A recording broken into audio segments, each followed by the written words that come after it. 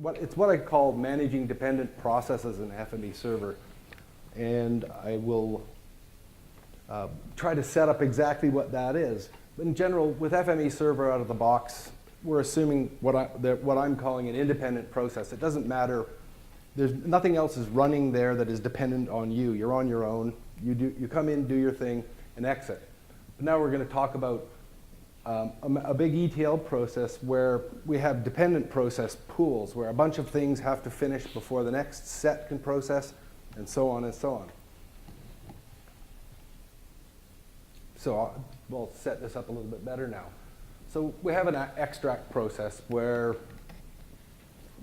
I'm trying to optimize concurrency. I've got so many engines. I need to push as much data through here as possible. When the extract is finished, there's a compilation process which occurs with the results of that. However, if some of the extractions are lagging, the merging part cannot begin. Similarly, there's a downstream part which does a bunch of QA, statistics gathering, and notification on the result. I'm going to move right to the diagram, which is not very interesting, but it'll serve its purpose. We've got a pile of source system from the simple to the complex. Some are large Oracle-based systems. Some are single XML files. So I have this pool of workbench files which does the extract. And what we're doing is we're trying to push everything out to a common schema for each of the feature types. By standard form means that they all have the same attributes, same geometry where appropriate, point line, polygon, etc.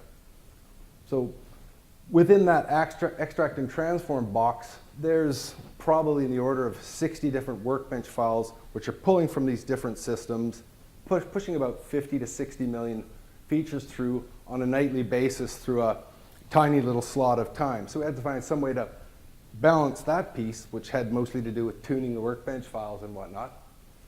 But we couldn't go to the next step, which was compiling the big end product, until everything in there was completed.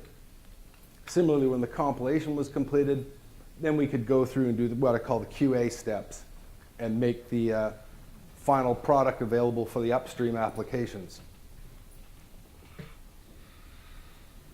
So that's really just re-summarizing what I just said there.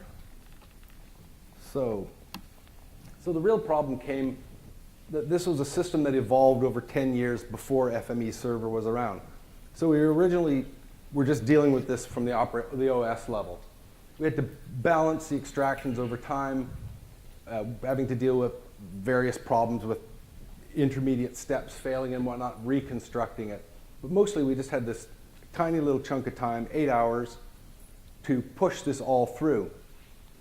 Now some of the processes of the workbenches were pretty big memory-wise, so essentially the workbench files had to get pared down to the point where some of them were just dealing with one tiny thing, whereas other systems, you could push everything through at once. And as usual, doing it from the OS level, its downfall was always maintenance. It was hard to automate this. So we tried various strategies, just doing a straight chain of the processes, which was reliable, really, really reliable, but really, really, really slow. So we looked at doing things like finding what was the slowest piece, we'll time everything against that, and that worked pretty good, but it just was never really consistent. There was always somebody who had to get in there every once in a while and clean up a mess, so we couldn't meet our schedule, and we were burning a lot of maintenance time up. And as people in house said, there was much knees bent running about trying to solve this. So we looked and turned to FME Server for this, because the process manager in there worked really, really well. We could schedule into our slot, but then the next step was to extend FME Server so each of these pools, we could be guaranteed they would complete before the next pool started processing.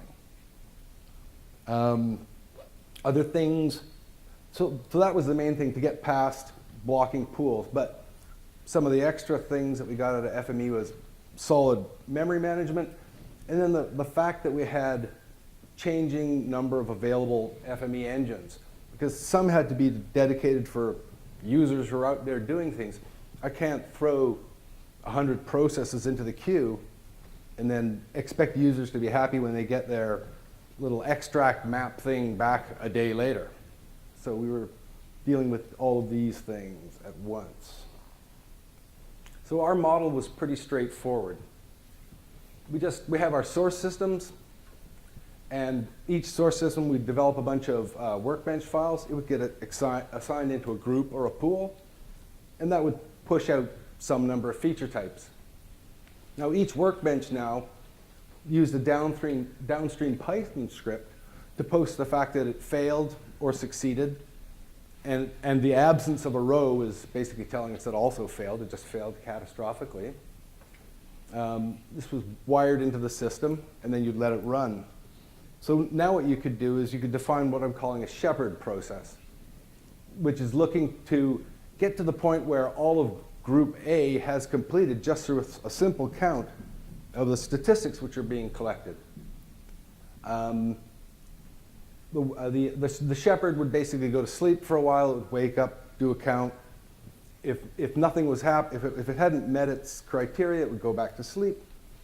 The minute it hit its criteria, then it would release the next group, and so on and so on. So we could have this cascading set of pools working together.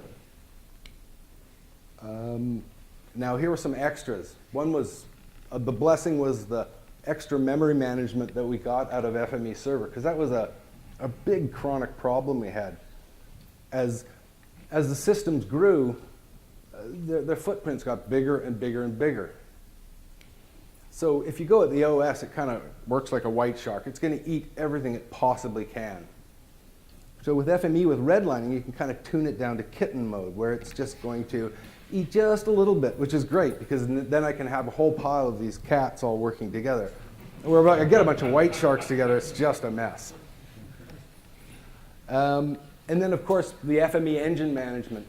If we slip our schedule, then we can just start dedicating a few engines just to looking after the users, which was huge, because then they could continue on, and I could finesse through schedule delays.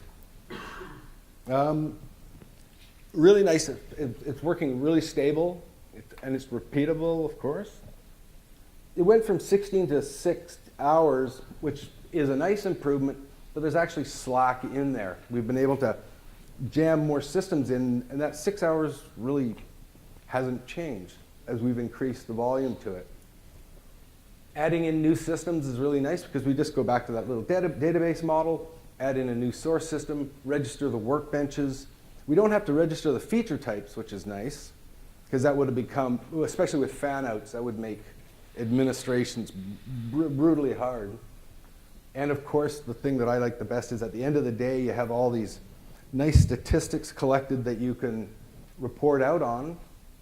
And plus, you can recover from there could be some failures from some systems.